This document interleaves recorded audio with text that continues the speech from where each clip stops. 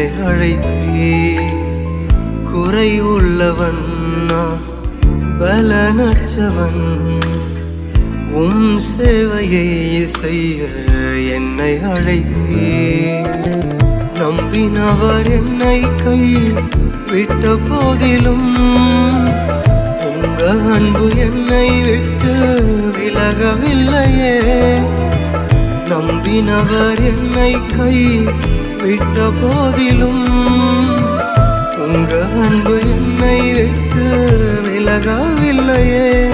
உங்க அன்புக்கு ஈடே இல்லை, உங்க பாசத்துக்கு நீ